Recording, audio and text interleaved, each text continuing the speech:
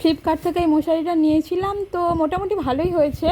তো যেদিন এটাতে মানে শোয়া হবে, এটা টাঙিয়ে সেদিন দেখানো হবে, ঠিক আছে।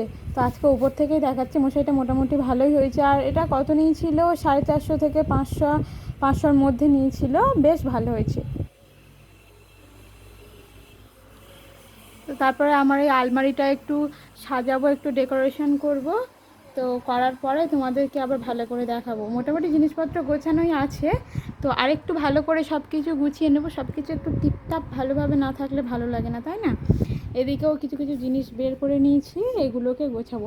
আর এটা ওই আলমারির এই ডোরেতে এখানে ছিল, তাই এটা নামিয়ে একটু তোমাদের দেখিয়ে দিলাম। তাও একটু ভিতরটা দেখাই।